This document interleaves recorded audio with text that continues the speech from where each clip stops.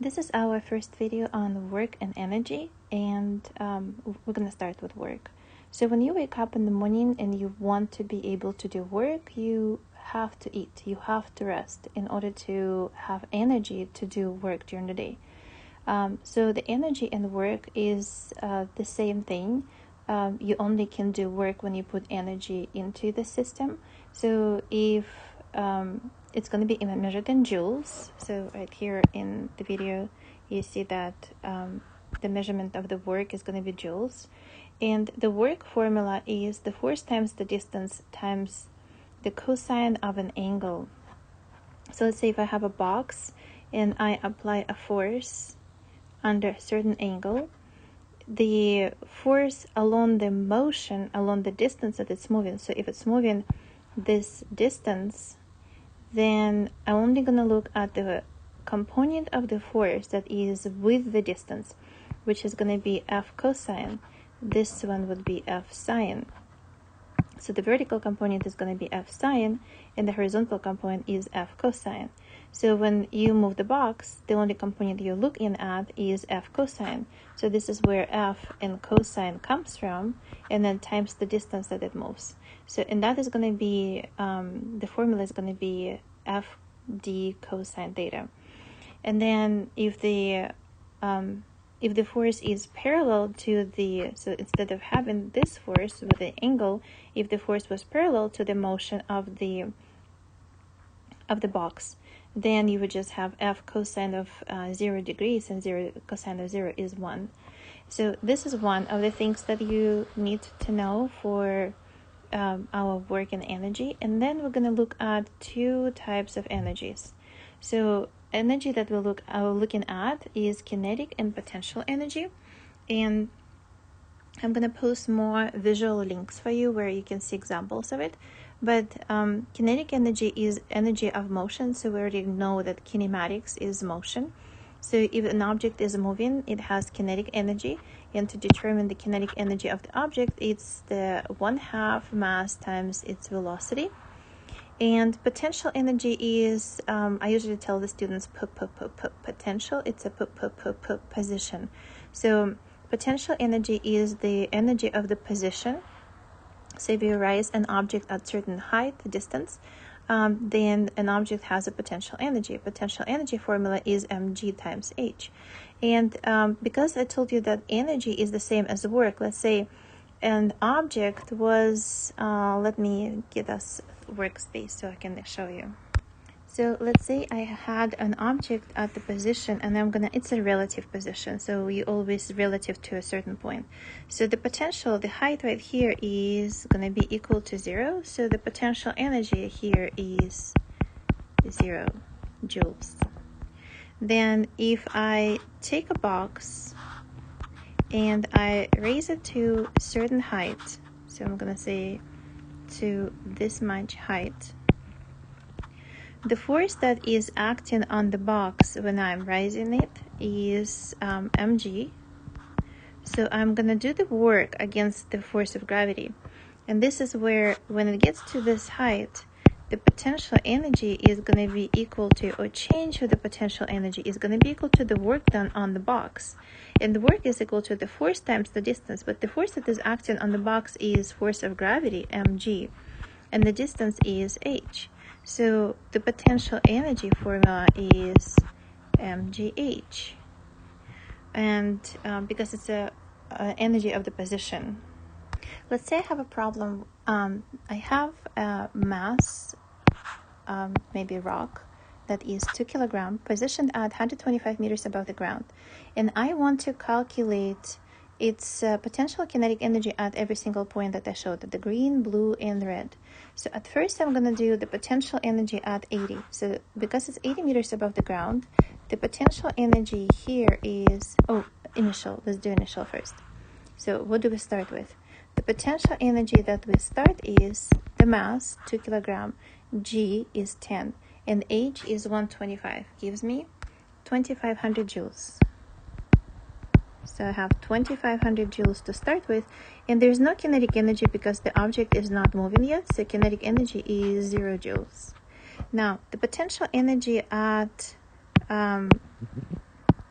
at 80 meters. The potential energy at 80 meters is the mass 2, G is 10, and H is 80. Gives me 1600 joules. When the object moved 45 meters down, what is its velocity? So I want to know the velocity right here. So I can figure the velocity as the square root of 2g and the distance it traveled, h is 45 meters. So that will give me 30 meters per second. Now, if I know 30 meters per second, I can calculate kinetic energy. Kinetic energy is 1/2 the mass and velocity squared. That gives me 900 joules. I want you to look here at something special. I have 1600 joules of potential energy and 900 joules of the kinetic energy. And my total energy that I had at the beginning, before I even started, before the ball started falling down, was 2500 joules. I want you to look at the total energy right here. What is the total energy here? It's the same 2500 joules. It's almost like conservation of energy. It is a conservation of energy. If you had 2500 joules of energy, you will have 2500 joules of energy no matter where you look at the problem. So instead of doing my final velocity calculations right here, as soon as I calculated the potential energy is equal to 1600 joules, I could say right away that my kinetic energy is 900 joules because I only had 2500 joules of energy. If I lost 900 joules of energy, then from potential energy, then it went to the kinetic energy. Let's look at the question that has 45 meters above the ground. So if I have 45 meters above the ground, I start with the potential energy because I know it's 45 meters above the ground. So M 2, G is 10, and H is 45, gives me 900 joules. So if you have 900 joules of potential energy, then your kinetic energy is going to be the rest of it. So your kinetic energy is going to be 1/2 the mass. I'm going to figure out the velocity squared in a second. And this should give me 1600 joules. And let's check that it is right. First, I'm going to figure out the velocity right here. So the final velocity here is the square root of 2, acceleration is 10, and the distance traveled between 125 and 45 is 80. So that's square root of 1600, that's 40. And here I get 40 squared, which is 1600. So that was meters per second. Now I can use the same trick for the last step. By the time an object falls on the ground, it has distance of 0 meters above the ground, right before it hits the ground. Potential energy is going to be equal to 0 because there is no more height. So the potential energy is equal to 0. Then the kinetic energy is equal to 2500 joules. And if you remember, if the height is 125, the final velocity is going to be the square root of 2AD, which will give me 50 meters per second. And if I plug in into my kinetic energy, that is 1/2 the mass and the velocity squared, which gives you 2500 joules. Then there's something else that is important to talk about. So when we started all the way on the top of the hill, right? When we had looked at the question all the way on the top of the hill, we had potential energy, and that was equal to mgh. We had no kinetic energy all the way at the top in the example that we just did. Then the kinetic energy here was only here because all the potential energy went into the kinetic energy. So I can say the kinetic energy final, and let's call this one initial, and this one is final, but initial potential energy went to the final. is equal to potential energy initial. That is 1/2 mv final squared is equal to mgh initial. So the mass and the mass can be cancelled, and your final velocity is equal to the square root of 2gh initial. That is your Duff formula. This is another way to derive the Duff formula, through the energy conservation. So your potential energy will go into the kinetic energy, or kinetic energy can go to the potential energy. Let's say I have this example. I have a ball and I'm gonna throw it up. So the ball has initial velocity of 20 meters per second. And the ball is 2 kilograms. So the initial kinetic energy is equal to 1/2 the mass, initial velocity squared. So that is 400 joules. So by the time it reaches the maximum height, what's going to be its potential energy? Potential energy is going to be 400 joules, because all the potential kinetic energy is going to go to the potential final energy. So that is mgh. So if you have 400 is equal to mass, g, and h, then the height it will reach is 20 meters. So you can use the kinematic problems by solving them with potential and kinetic energy from now on. So let's look at some examples. A man is carrying 5-kilogram bucket of water horizontally at the constant velocity of 3 meters over 3 meters distance. How much work is done?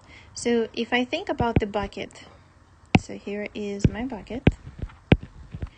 The man is carrying this distance, 3 meters, and the force is acting on the bucket is the force of gravity, or maybe the tension in man's hand. So I'm going to call it tension. The work is equal to the force. Force is mg, or tension equal to each other, mg. H, the distance, right? Force times the distance. And cosine of an angle.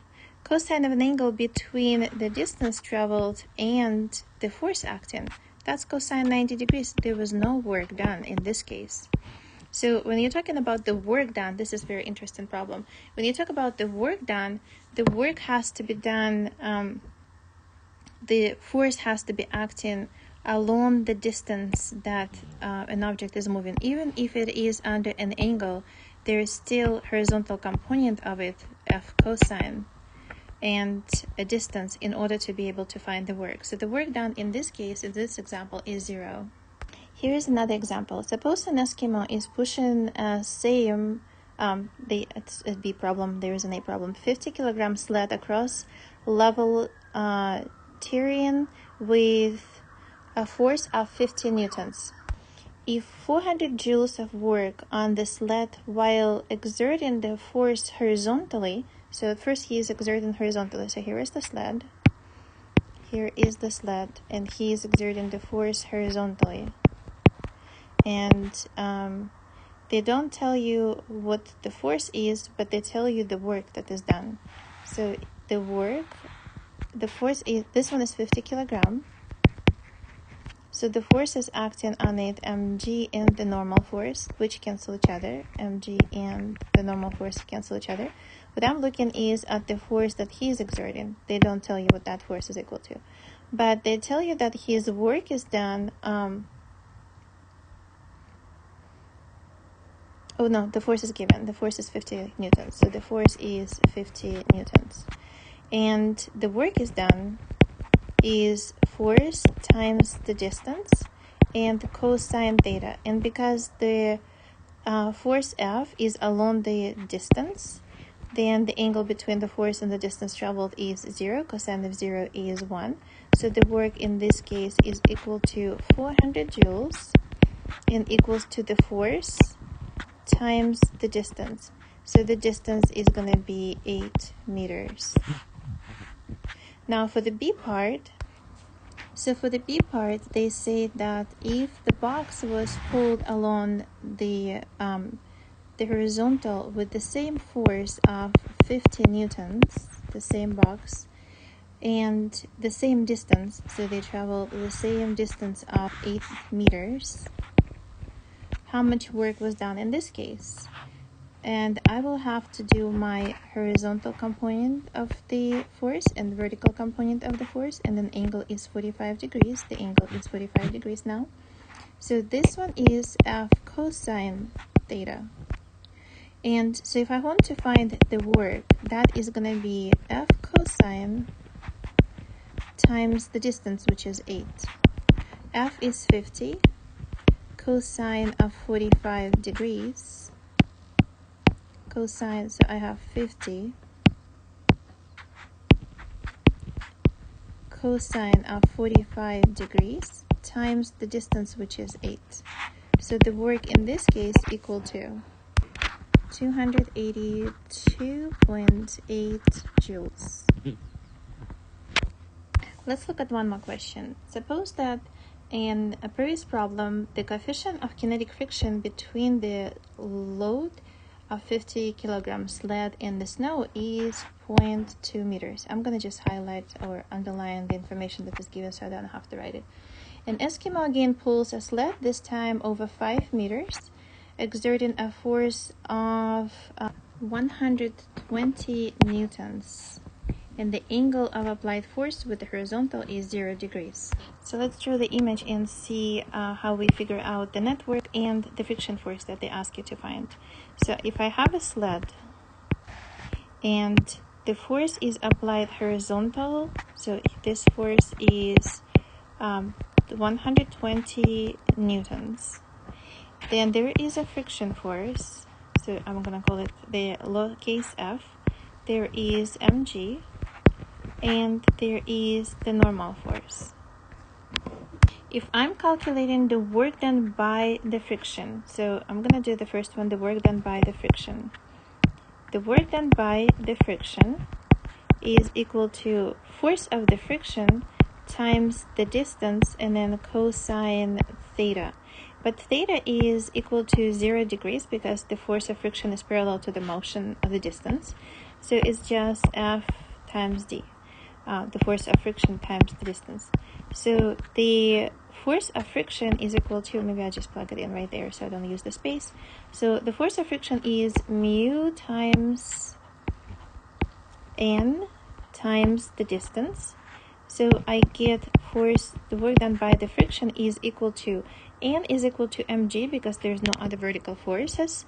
So you have mu mg, mass is 50, so I get 500, and the distance is 5 meters, so the distance is given 5 meters, and that gives me 500 joules of energy taken away from the Eskimo doing his work. Let's calculate the work done by the Eskimo. So the work done by the Eskimo is equal to the force that Eskimo is applying, distance, and cosine, and again this one is going to be 0 degrees because the force is parallel to the motion. The force that he is applying is 120 newtons, the distance is 5, so that gives me 600 joules of energy. Now I want to calculate the net work done by done on the sled. So the work net on the sled is the force net times the distance and cosine. And again, then theta is going to be equal to 0 degrees because the force net is going to be parallel. Your net force is equal to, horizontally, is applied force minus the friction force.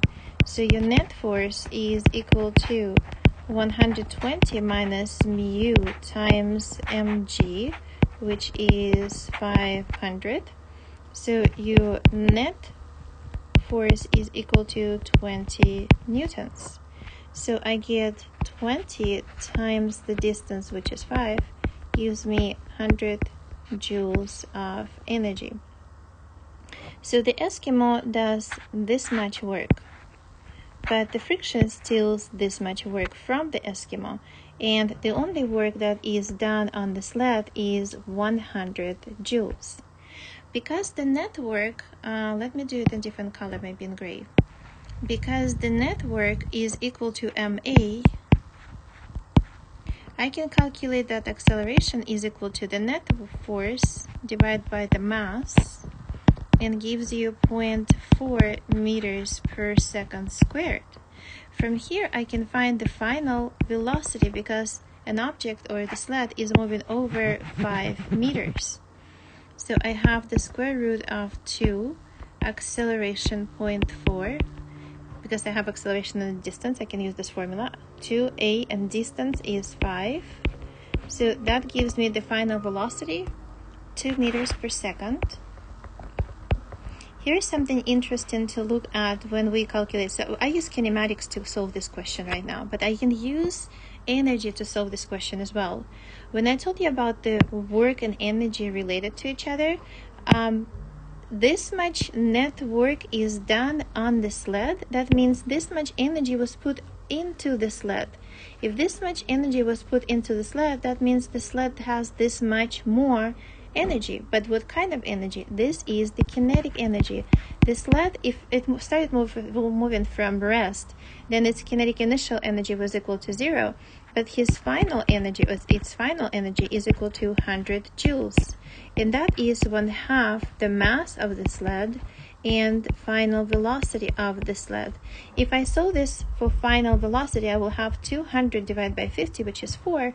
I get the final velocity is equal to 2 meters per second. So I could solve the final velocity of an object by understanding that the Eskimo does this amount of energy on the sled, but not all the energy that is going into the sled is staying in the sled, because the work of friction is taking away this much energy from the sled. So only this much of energy is left on the sled, but that is kinetic energy. And so if I know what kinetic energy is equal to formula, then I can figure out the final velocity of the sled if initial velocity of the sled was 0. Let's look at the B part. So repeat the same calculations, but now the force that is applied under an angle of 30 degrees. So I have the sled. The force that is applied is still 120 newtons. So the F force, so this is your F, the Eskimo force. There is the friction, still the same friction. I have the normal force in mg, but the normal force changed right now because now you have the force applied is under an angle. So I have this one is F cosine theta and vertical is F sine theta. And so again, I'm going to look for the force of friction, applied force, and I'm going to also do the net work, right? So at first, I'm going to do the work done by the Eskimo. So the work done by the Eskimo is the force done by the Eskimo. So I'm looking at the force along the horizontal. So that is F cosine theta times the distance. And that will give me, and I got 519.6 joules. So this is how much force, this is how much work does the Eskimo does on the sled. But not all this work is going to go into the sled, because some of the work is being stolen by the force of friction. So the work done by the friction, we're going to keep lowercase f, is equal to the friction force times the distance and cosine theta. But again, it's not going to be 0 degrees because the force of friction is parallel. And the force of friction, let's calculate force of friction. Force of friction is equal to mu times n. What is my n? Let's look at the vertical forces. I have positive vertical force minus mg, and then I have positive F sine theta, and equals to 0 because there is no acceleration vertically. So what I did is the net force is equal to ma. From here I can solve for n, and I get friction force is equal to mu mg minus F sine theta. If I plug in my numbers, I see that my friction force is equal to 0.2, 500 minus 120 sine of 30. I get 88 newtons. So that is my friction force. And if I plug it in, I have 88 times the distance, which is 5, gives me 440 joules. So 440 joules of energy being stored from the work done by the Eskimo. Then the net work is equal to F net times the distance and cosine of 30 degrees, of 0 degrees, right? Because the net force is going to be also, the net force is parallel to the horizontal. We're looking at the net force horizontally. So the net force is equal to F cosine theta minus the force of friction times the distance, and angle is 0 degrees. So the net work is equal to F cosine minus, let me plug in the numbers, 79.6 joules. And we saw it from over here. So we had the work done by the Eskimo is 519, 440 joules of energy stored by the friction, and the net work is 79.6 joules. I did my calculations for the net force because I want to find what acceleration is equal to. So the net force I calculated is 15.92 divided by the mass, which is 50, gives me almost 0.32 meters per second squared. So if I know the acceleration and I know the distance traveled 5 meters, right? The problem states it is 5 meters. I can find the final velocity, the square root of 2AD. So from here, I can calculate that the final velocity is equal to the square root of 2 times acceleration, 32, and the distance is 5, and gives me 1.8 meters per second. Approximately it's 178. So I calculated the final velocity is 178. So now if I say that this is the kinetic final energy of the object, because that's the net work done on the sled, so I can say 1/2 kinetic energy is 1/2 the mass, and final velocity squared is equal to 79.6 joules.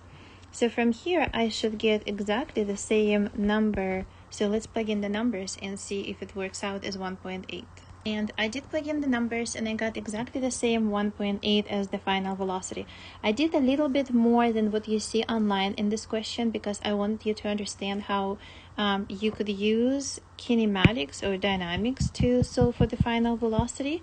And at the same time, you could use the net work, which turns the work, in this case, it turns into the kinetic energy. And you could use kinetic energy to also calculate the final velocity of an object.